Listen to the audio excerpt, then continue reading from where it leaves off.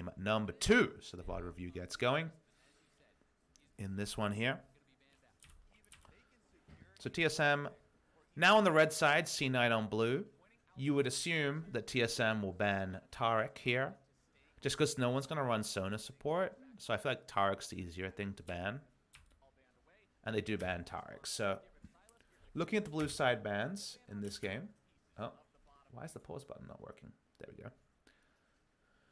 So once again, we see Cloud9 banning Irelia and Lasadas. This feels eerily similar to Worlds, right? Where they had to ban Akali Irelia every game. Interesting that they are still going to have a duo of picks they don't play. Akali Irelia, ironically, but also throwing in Lissandra. So they are going to stick with Irelia Lissandra potentially on blue and red side.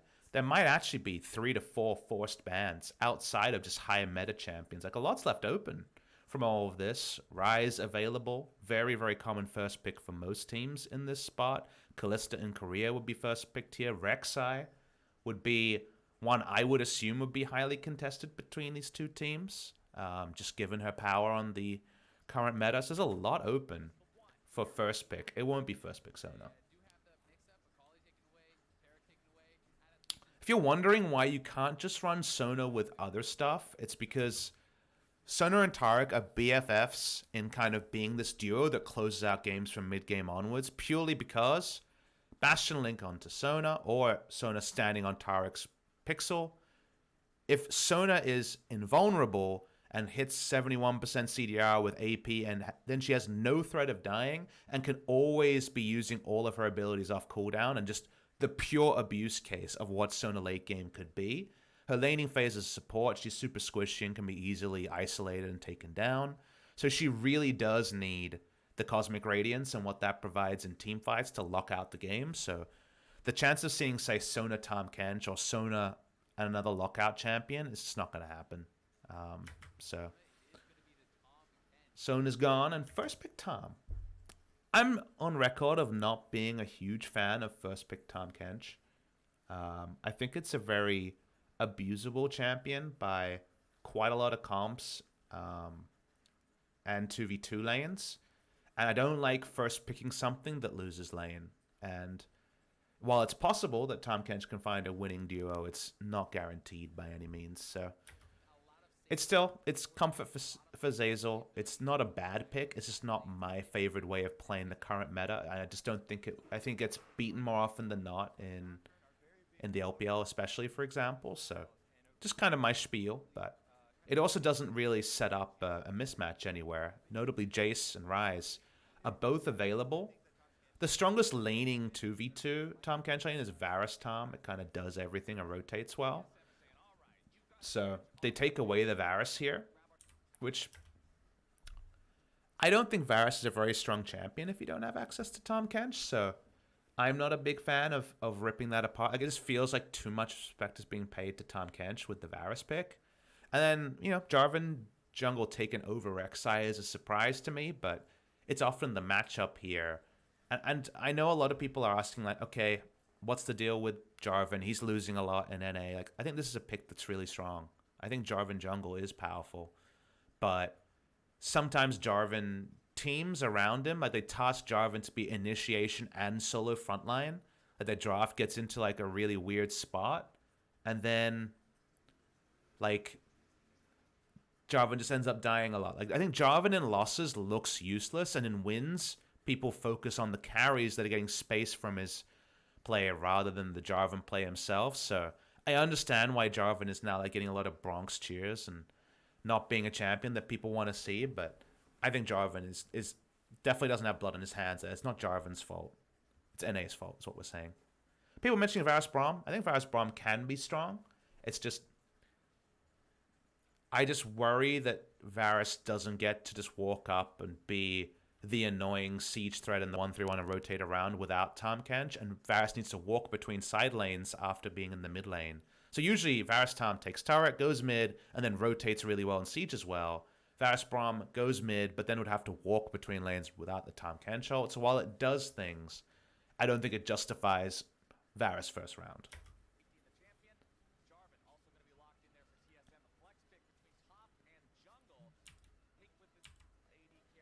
So you can just go Ashe Tom from here.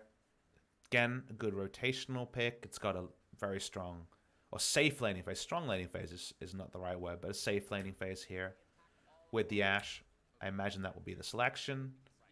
It also tracks the enemy pathing really well. And Svenskeren was so far ahead of Arcadian that the idea of pairing that with Hawkshot is pretty scary, given how game one went. So if you're TSM, I imagine during the between games, because now we can actually talk about what happened between games. I think between games, a lot of the chatter around TSM was Arcadian being a bit desynced in terms of timings between his mid and bot lane.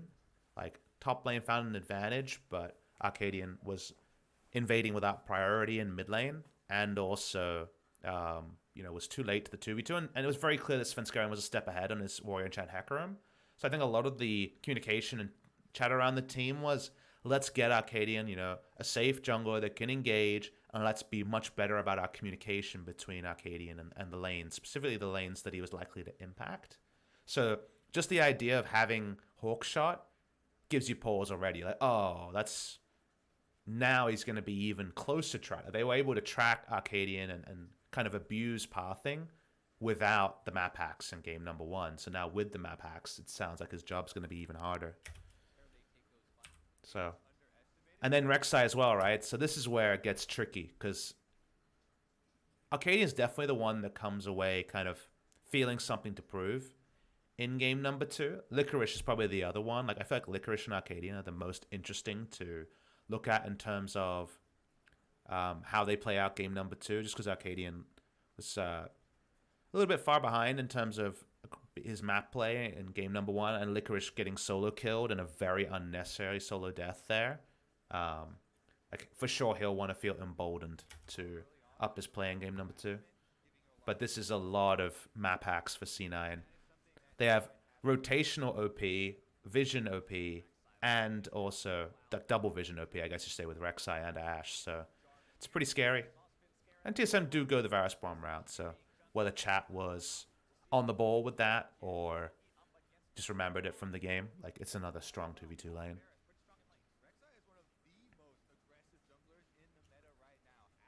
So TSM are on red. Remember that TSM had side selection for games 2 and 4. So they also are choosing red. So it's already going a bit counter to expectation from how things were playing in the other regions. It feels like blue side has been by far the most favorite pick. But TSM on the red side, they chose red side. They're looking for counter picks, which, again, they are traditionally a red side team. That's why I was so surprised that C9 chose the red side in game number one, because traditionally they have been a blue side team. I guess I just wanted first access to Sonatarek. That doesn't happen. So Jace, Zoe ban. So a lot of ban on lane dominant champions in the second round. Corresponding Rise ban. So these are basically the safest picks to take first round red side that will always have value in some lanes. Like Aurelia is probably... Aurelia was banned. So I'm thinking of champions you can just blind pick at Sven's pick and feel good about. Vel'Koz's ban is very intriguing now. Vel'Koz's ban might be an Azir coverage ban. It's usually a ban that if you want to play Ryze mid, you ban, because Vel'Koz smashes Ryze mid. Interesting. I don't think it's basically the reason why I talk about that ban in particular is it's never a pick that TSM are going to blind pick. It's only going to be used to counter pick, so you wonder what Cloud9 want to play where they don't want to deal with Vel'Koz, is why I go that far in there. So, got to blind a solo lane. We're not really thinking that's going to be Jarvan top, so if you're blinding things here, Jace, Zoe, Ryze, Vel'Koz, Lissandra, Aurelia, Akali, all off the board. There's so many blind picks gone here. I'm trying to think what you blind. Even in Korea, what a Korean team would blind with all this information. LeBlanc is pretty strong as a blind pick. For top lane, nothing really jumps off the page as a blind pick in this spot. Trying to work out what you even blind in this spot. Because you got to show something. Ideally, you want a flex pick that can lane against anything, but probably all of those champions are banned.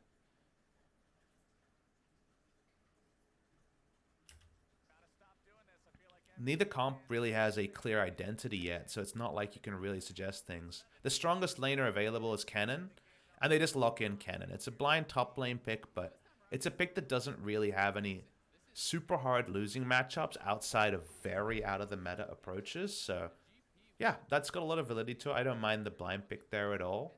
And now C9 kind of have to work out how they want to play this game.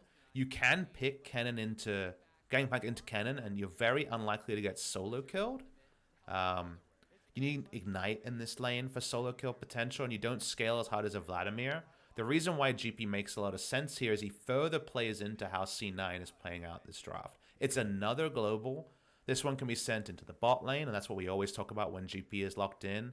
It's a manageable laning phase against the Kennen. And now they are just always all the way...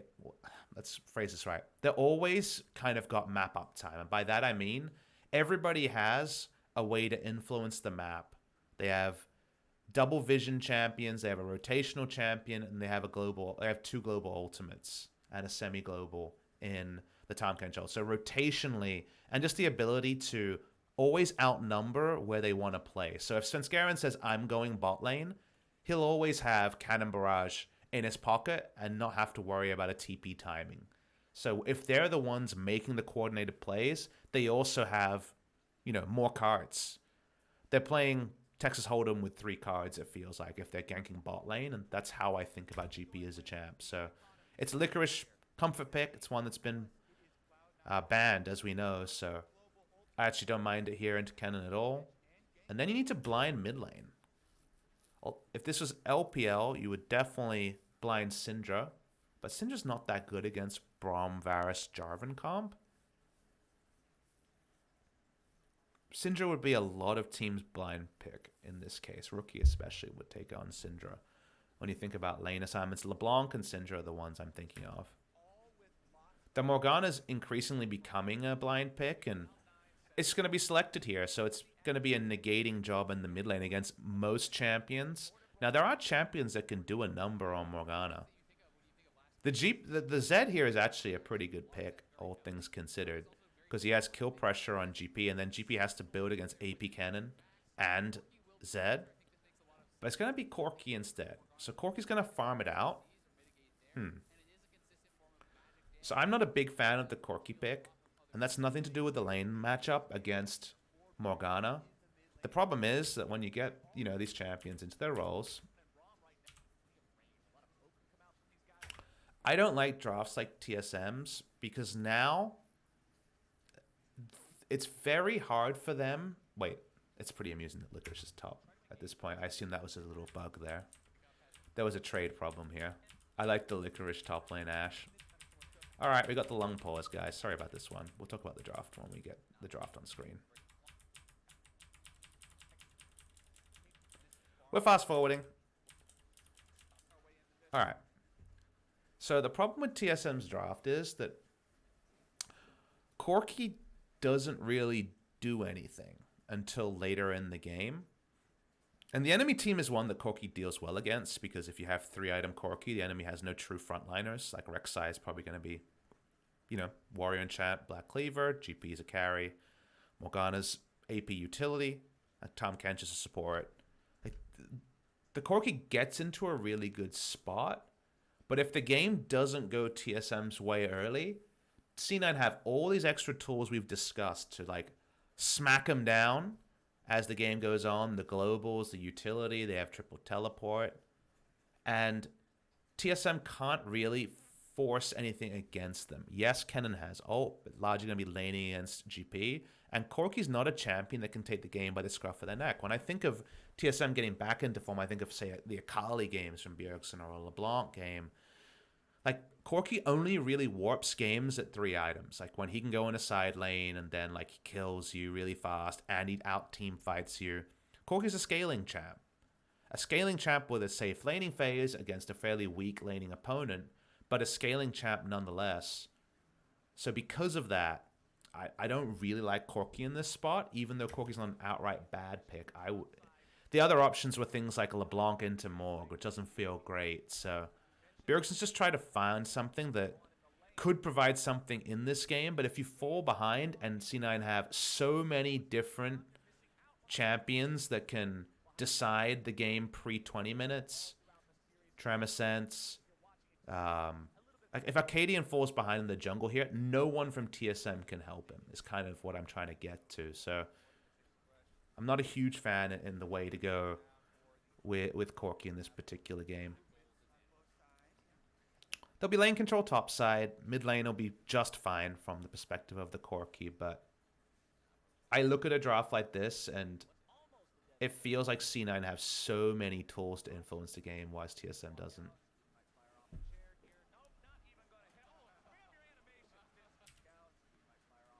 That was a nice sidestep by Niski. Even gets a little taunt in, like it.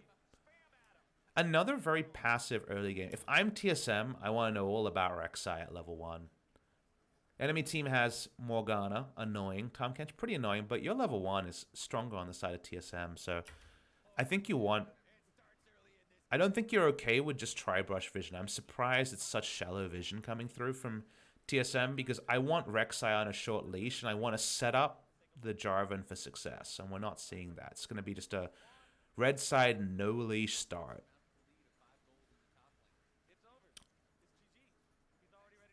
Like, the red side no leash starts are usually just, he's a tank jungler, he's a Sejuani, he'll work it out, like, who cares if he gets ahead or not.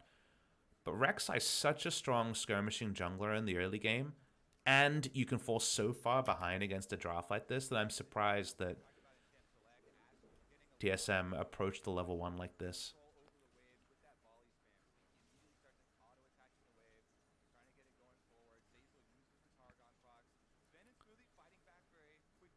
Going for the vertical jungling again is Arcadian. Allows Kennen to overextend, so this one definitely makes some sense.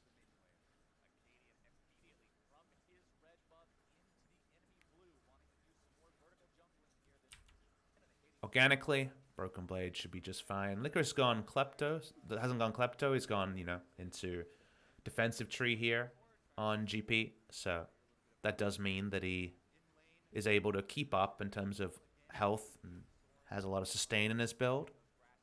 I think when the game goes on, like, I feel like we reach a point where TSM should be able to overwhelm C9 pretty reliably in team fights.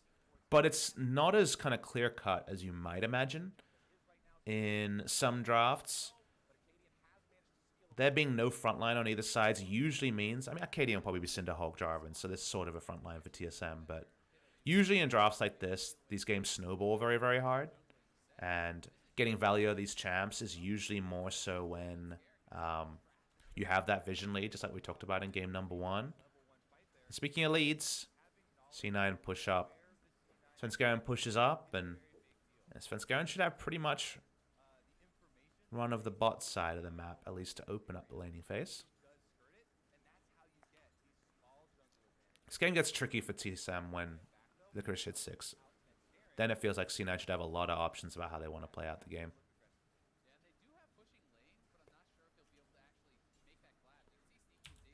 Backing him up there in order to take the scuttle.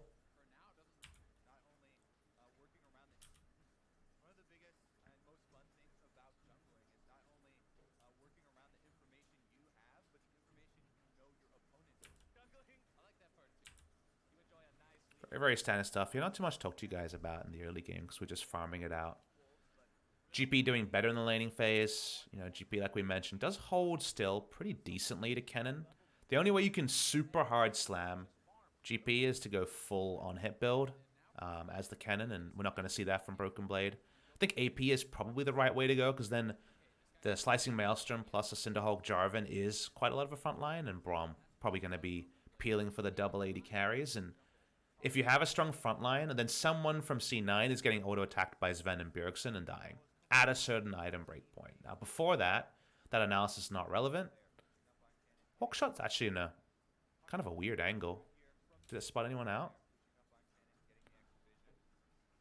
Doesn't even get full camp information there. Did he just miss Hawkshot? Strange. But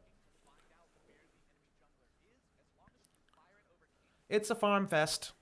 One where Svenskeren has kind of the jungling lead because of how Rek'Sai as a champion squares up against Jarvan in the early game. But, you know, ganking from Morgana mid, it's no cleanse on Bjergsen, so there is actually a window to potentially all-in Bjergsen if he doesn't have package. If package is up, it's impossible to kill. But with package being down, it's something that you can actually look to target. A lot of Corkies would prefer a greedy laning phase where they were able to stay in lane till 8 minutes. Bjergsen had the option to back and then back again at 8 minutes, but he chooses to stay for another wave, even at 1,300, like 1,400 gold, which is quite a high, quite a long laning phase to play as a Corki. He's actually backing now, so he's got teleport, so he can do both. Let's see how this play starts. So Corki's just exited. They know Corki can't go bot lane. Oh, Sven actually predicted that he'd hit the Q. The miss of the Q here is really big. It misses by quite a lot also, so Sneaky just makes the right move. It's not like he twitches it, he just predicts rightly. I think Sven actually just overrated how much damage he was going to do there. Gank timing was good though.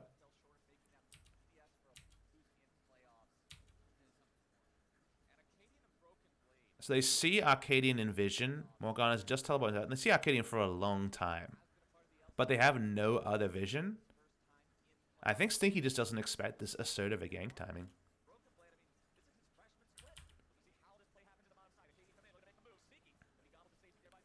No summon is used. Only cleanse from Zazel. And flash used from Sven. Smoothie uses a lot there. So they actually invest quite a lot on TSM's side to get the kill. That's almost... I think against GP, that's a lot to use when you don't have a 100% kill. Niski missed a Q on a TP at least twice this game. Things happen. I think that's a lot to use in the 2v2 when the kill chance was... if you hit the auto Q there from Sven, I don't think Sneaky dies. Like, he falls really low, but I don't think he dies. I guess Arcadian can, like, flash flag at the end or something. But now you have no summoners against Cannon Barrage, which, thankfully for them, Cannon Barrage is using the minion wave for now, but that's a lot of summoners down to be when there was no jungler brought in. And someone in chat was asking about Rek'Sai. Rek'Sai's latest buff made her ganks even more reliable when they added extra rage onto her Q. Her number's in a really good spot, and even though there was a nerf on 9.5 or something, she's still just really powerful overall. Like, Rek'Sai, basically, when she hits a certain balance level, she'll always be able to one rotation her combo, to have a 4.75 AD ratio, and the biggest change was on her ultimate, always being able to hit her man, basically. Like, you're always going to actually... Wait, that happened. You're always going to be able to register the ult damage, and that implements the 1.75 AD ratio and makes it just a huge amount of bursts. So the burst rotation being as high as it is and reliable as it is means that pro players will always levitate towards reliable champions. Rek'Sai is reliable now. Let's watch the replay on this one.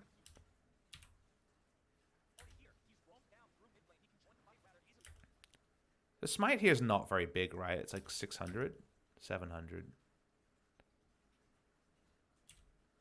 Just Arcadian feeling the pressure. He gets stolen by the puddle of all things. That feels really bad. And you know, if you remember, the people we had our eyes on the most were Arcadian and Licorice this game because they had down performances in game number 1, and that's very relevant in the best of 5. Like, he smites at 880. Like, that's really unnecessary. There's no... They don't know for sure that Rek'Sai's not there, I guess. So, doesn't want to lose it to a path over, but it's an Ocean Drake first spawn. So I think you can go for the greedy 500 health smite rather than try to laser point or have it on point. Svenskeren's pumped. He never smote. Okay, that's possible too. I'm pretty sure he smited. No, you're right. Huh. He never actually smited. You're right. Well, that's even worse, I guess. You should definitely smite there. You don't need to save your smite there. My bad. I just saw the burst. What is the burst then? Is this Corky? Alright, so it's Varus burst that actually does the damage there. Okay, interesting. Seems like there was just a communication issue there on this side, but it does spill over onto Arcadian because, you know, the jungler didn't smite the Drake. So even though that was like planned, it's always going to be something that's worrying on your mind there. So thank you for pointing that out, chat. I'm always about smited, by the way. Smote is not categorically wrong, but in my head it's wrong, so I just don't say it. But there's another little mental edge, right? And you won game number 1 with your Sonataric, and now you got that little smite off, and these things can actually pay forward in ways that people underrate. Like, I'm not saying that like tilted from smite miss, but you spend more than 0% of your brain power thinking about that, and that's just an advantage that the highest level of play can be taken advantage of.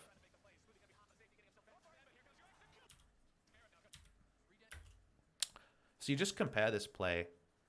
So Svenskeren, was he ever spotted? Svenskeren just rolls up bot lane, and they're able to hard force a kill here, mostly because Rek'Sai as a champion does this better than most any other one. So they dive in and just able to finish the kill. Conqueror is stacked up super fast on the Rek'Sai. The 1.75 AD ratio on the ultimate's going to register, does missing health damage. Rek'Sai will always have Tremor Sense and will always kill someone below 50% health in the early game. And because of that, it just fills into this champion doesn't have skill shots outside of Q, is fairly non-committal, and when she commits, her burst range is insane. So that's why we do see it so much. So Rek'Sai playing bot side. Katie actually shows top. Now, Licorice has gone no stopwatch in utility. Also doesn't have 10 minutes in, so wouldn't have a stopwatch anyway. He's not obviously squishy, though. So Arcadian actually shows at the wrong spot. So it feels like Broken Blade and he were a little bit off. And he'll just get the free ulti on the wave. So TSM trying to play topside in this game.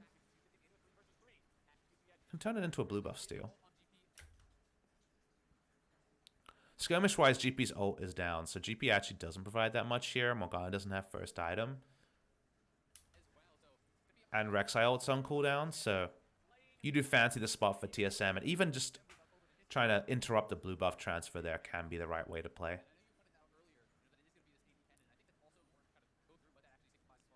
Was that smited? I didn't see. So Niski got enemy blue and Svenskeren smited their blue. That's fine. So the pace of this game so far is actually very slow. You know, we've had a single kill in 10 minutes. And Corky is working towards first item with no punishment. Plus, they've caused enough pressure topside TSM that C9 have had to use all of their cannon barrages defensively. So I think both teams are pretty, I guess content is the word I would use, about how the early game has gone. The Drake obviously should have been TSM's, but apart from that, things are going pretty predictably. And I think TSM have supreme confidence they can play front-to-back team fights and win them. And I would tend to agree.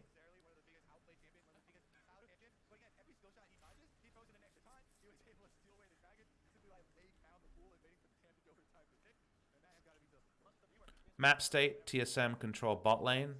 Oh, sorry, C9 control bot side. But there's no objective there, so that vision doesn't matter. Rift Herald's just spawned. Rift Herald should be TSM's, and they'd want to take it pre-14 minutes. And they'd almost certainly have no resistance doing so. So it's... I'm sure that C9's probably surprised to see Arcadian on this control ward in the bot side. The GP ult's on cooldown. If they had started Rift Herald, they would have gotten it. So I think we should definitely see Arcadian start the Rift Herald soon. Good roaming time from Zazel.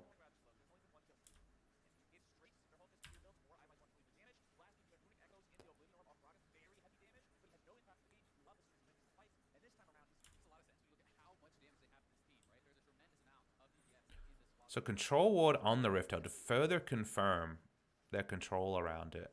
An Arcadian backs. So I assume he's going bot side to try to fight for Drake. So this is pretty bizarre map movements for me. The reason why I say that is, let's consider where the game is at here. You have priority top side with the cannon, who's just, you know, backing to finish Gunblade. So Broken Blade's actually gone Gunblade in lane. So this build is really, like, has a lot of stats to win lane harder. As a one-item spike, it means you have AD, AP, and you also can't get chunked out. So this is pretty much single target focusing on lane. So he's got a huge item timing here. Like, this is better than Protobelt for lane because it does more things, and it's similar in terms of being able to guarantee an all-in. And you're already Kennen versus GP, so you're going to be, you know, able to push in and harass GP at your will. And Rift Herald is top side, where the Corki's coming off a decent back timing as well and can always rotate over. But you can start this. You won't be spotted because you can come over without the blast plant on Jarvan. And Rift Herald pre-14 minutes to break GP's turret is what you want. Like, you don't want GP to have a extended laning phase here. There's no reason he should get that in a bad matchup. But instead, if you watch what happens, Arcadian puts down the control ward, so 100% confirms there's no vision in this pit.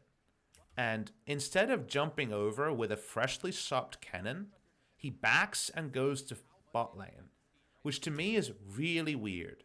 It's 20 seconds till Drake spawns. Of course, the point is, hooray, you can fight for Drake. But to get to Drake, they have to walk over multiple control wards, face check all of them, to hopefully get in a position to fight for the Cloud Drake. Like, the Cloud Drake isn't worth reinvading bot side and not just trying to crack down GP's turret. Like, GP's turret going down early is worth way more than a Cloud Drake, and you have to fight nothing to get the Rift Herald, and you have to fight a lot to go bot lane. Like, it doesn't feel great to give up bot side, but you have teleport on Kennen, you have teleport on Corki. Like, you can just channel a TP to stop a turret dive after Cloud goes down, and you want Rift Herald for Cloud. Like, this is a really, really weird, to me, re-invade bot lane where you don't have priority. They're rushing down bot lane. They're so scared here. But Morgana's on a back timing, like she had been in lane for a long time. Like, it's double summoners are up on Tom Kench Ashe. So you're not just going to, like, lane gank bot lane. This is so much investment bot side when Rift Herald was so free this game.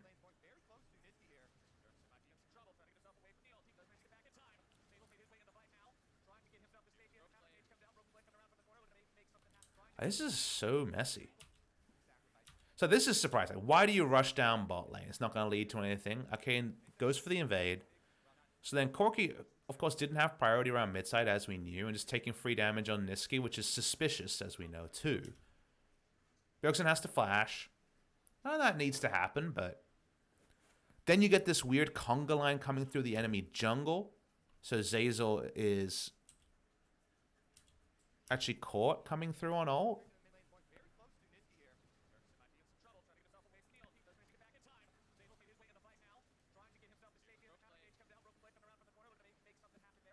And then GP ult is kind of wasted as well. Like C9 seemed surprised and taken aback by how high tempo TSM is playing bot side, just like I was in how the game was playing out. But then a lot of summoners and ults are thrown out. So they do get both of Zeyzal's summoners and the cannon barrage. Morgana ulted as well. So you get way more ultimates for this. So maybe that means that you surprise them and you can take an Ocean Drake.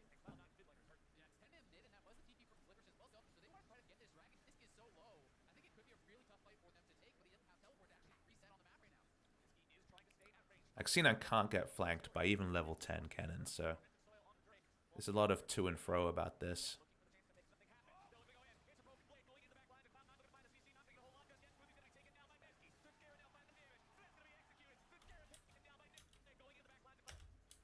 So how does this play go? C9 have the defensive flashes available because the enemy's coming to them. And this is a really, really good stopwatch, actually. So one stopwatch negates Sneaky and Zazel taking any damage from Broken Blade's level 10 ultimate. The only person they can hit is Licorice, who also gets to flash out. But then, when you look at what C9 does about this fight, Rek'Sai just gets in there and solo takes down Sven. You know, it's a solo kill there.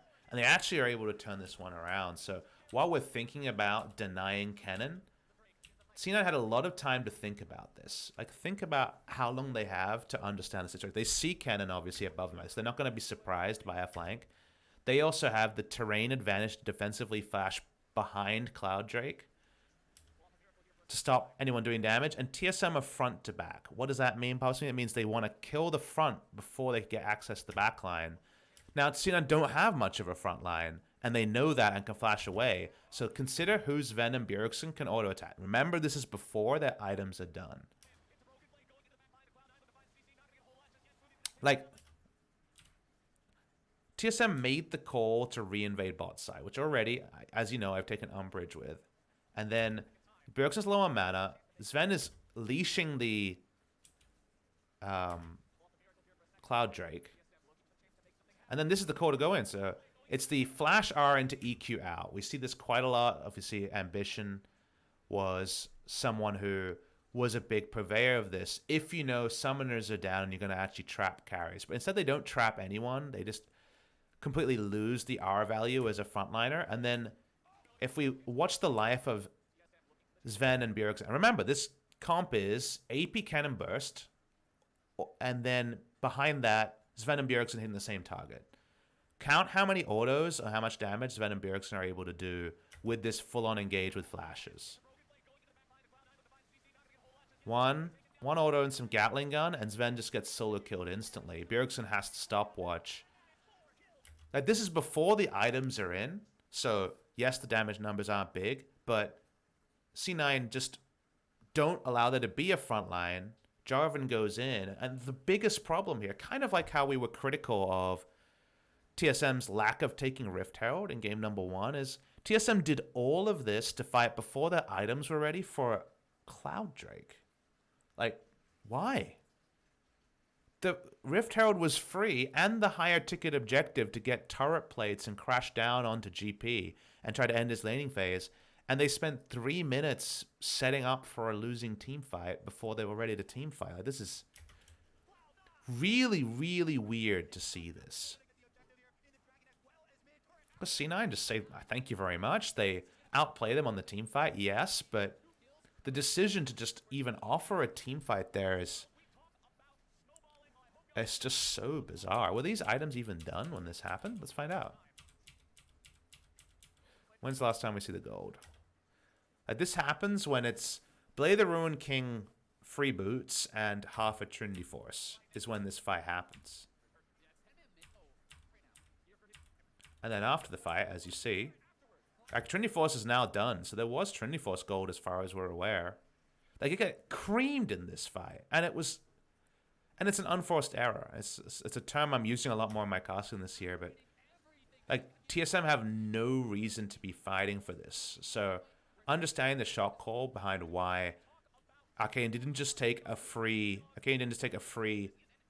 Rift Herald around a Gunblade cannon building for lane that had lane pressure, and instead found a way to basically donate 4,000 gold lead to C9 is something that yeah, it feels like one of those unique kind of things that happens in a best of 5 sometimes.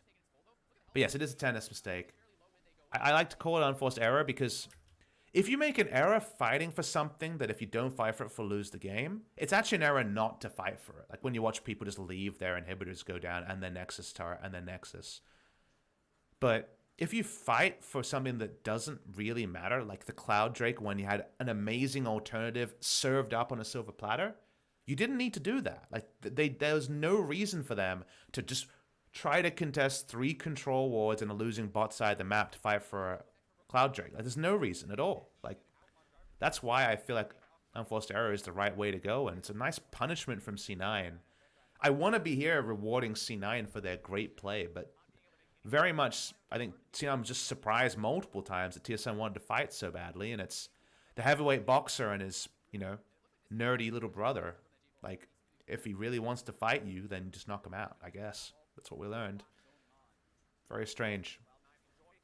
Because now suddenly, once again, you're in a weird spot where you fell behind a map control. And while it's not so Nataric who'll just put down control wards and then beat you in vision around a Baron um, or a Elder Dragon, instead, it's a global comp with rotational advantage, rotational tools that you can't match, who now have a gold lead. And if anyone ever played in Season 2 and 3 where every team would try to run Karthus, Twisted Fate, Nocturne, Shen comps and then just global you to death every time the globals were up, the global comp has a gold lead and can just keep pressing their buttons and killing you. There's almost no way to find a way back into the game. And while this is like the 2019 updated version of a global comp with champions like Ashe, TSM can't out-rotate C9. It's impossible. For example, all right, we got the control bot side. Let's walk up. Cannon Barrage comes down. Doesn't matter if you walked up. You're going to lose the Rift Herald. And Cannon can't walk up because his allies are on the bot side of the map. As the game got more and more explored, comps like C9's got better because teams understood how to walk up and pull back. But even maybe more importantly, people like Broken Blade understood, okay, all my allies are bot side. I'm very likely to get dived. I'm going to pull back. So you're losing the maximum out of both cases as TSM. And C9 are going to get the maximum. They have tempo because of their gold lead and also their rotational advantages and also their Rift Heralds. So it's a lot of ands. Grammar is definitely getting into an awkward spot.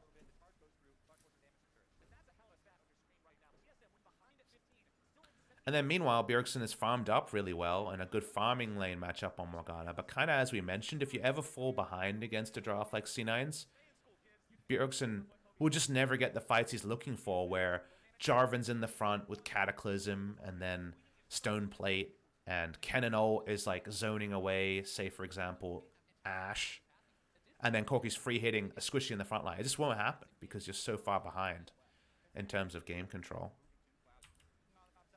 Like, this is one of those games where like I would have been predicting the quick 3-0 for sure. So I'm very interested to see how TSM get back into the series.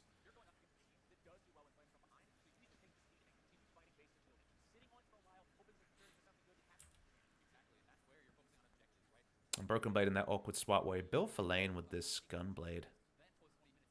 But he built for a 1v1 and he's not even going to get a 1v1.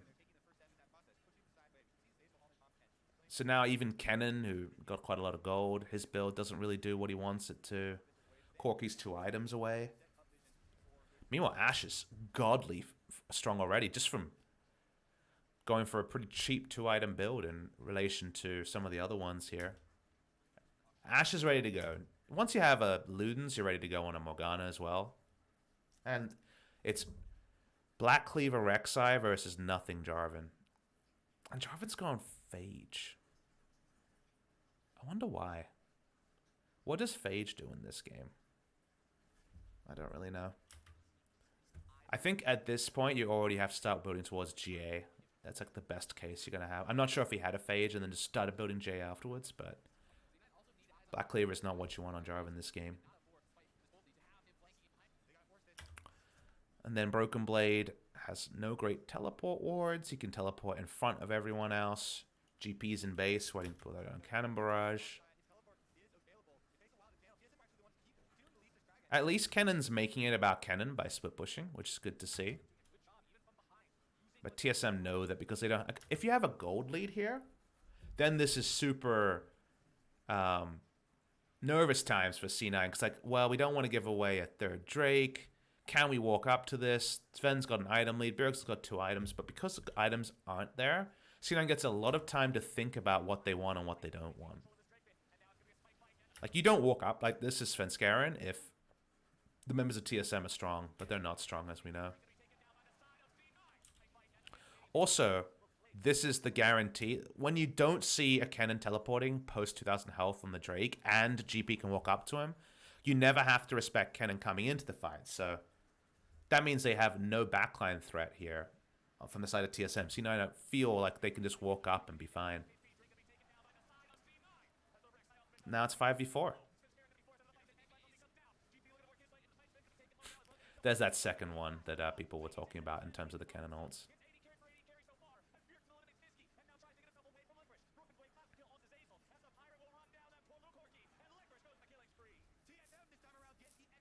Two for two, but C9 gets the objective there. Ended up being a good late teleport for Broken Blade. Obviously couldn't get it on multiple members, and good exhaust timing, I assume, from Zazel on the Unsealed Spellbook.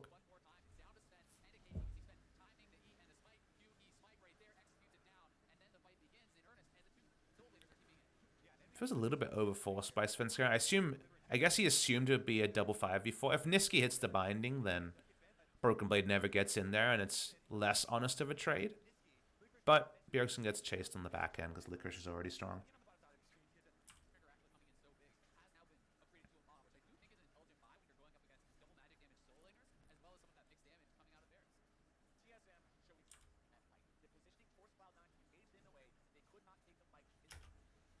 Hex Drinker second, so even going for a laning build.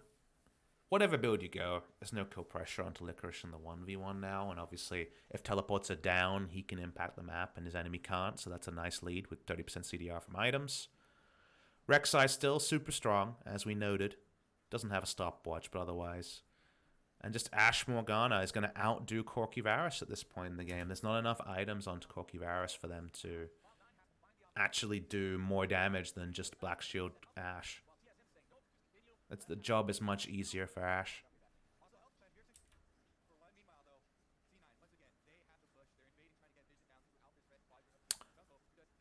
It's amazing TSM didn't get the Rift Herald this game.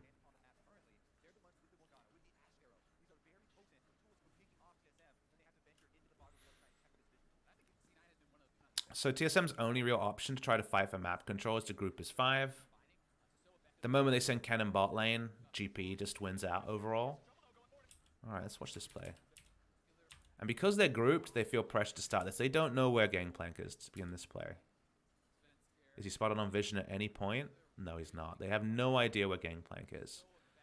The TSM are trying to fight for map control, and if you ever get strangled out of, say, the brush that Arcadian is in against Abyssal Voyage, Cannon Barrage, and all the other tools on C9's side, you just lose Baron pretty inevitably. So they try to make a contest, hoping that it's going to be 5v4, and that, say, Kennen getting in there quickly is going to be big. But actually, it's a 4v4, and Kennen is actually further away from this fight than they understand. No threat on Sneaky at all. Cannon Barrage zones out the backline. That's what Cannon Barrage does. Suddenly, Bjergsen and Sven are going to do no damage again.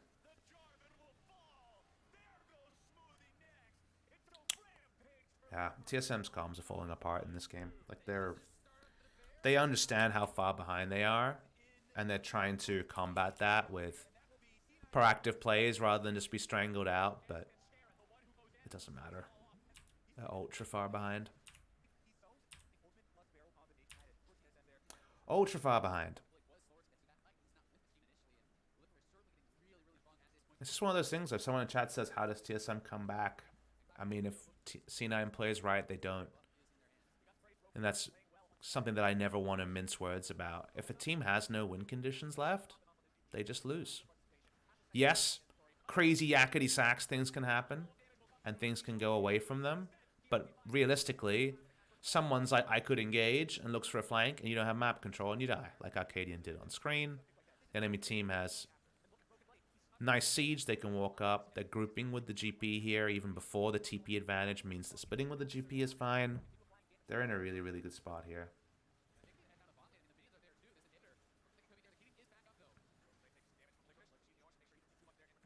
And just none of this game goes this way if they didn't fight for the Rift Herald. If they didn't just take the Rift Herald. If they just took the Rift Herald, then I think this game never goes this way because they're at least forcing things across the map that C9 can't respond to. Abyssal Voyage is nice, but it can't beat Rift Herald Charge when it comes to turret taking times. And now, you know, you just have to pause the game and appreciate that they're trying to make something happen. But the gold lead is, you know, it's Baron up, 9,000 gold lead for C9. So Broken Blade, who built for lane, is going to have to try a flank that just isn't going to work. They had something, though. This is actually pretty good.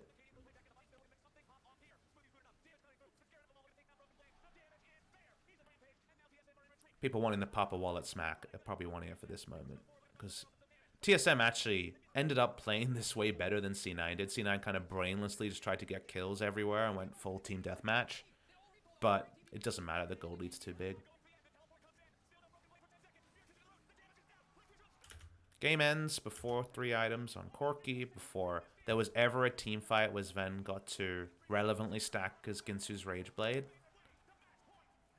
That's definitely a tilted VOD review because they just didn't need to fight for Cloud Drake. Like, there was no reason to fight for this Cloud Drake. You only re-invade bot side when the Drake is an Elder or is going to significantly end the game in one way or the other. Like, if it's an Infernal with a scaling comp, yes, it's scary.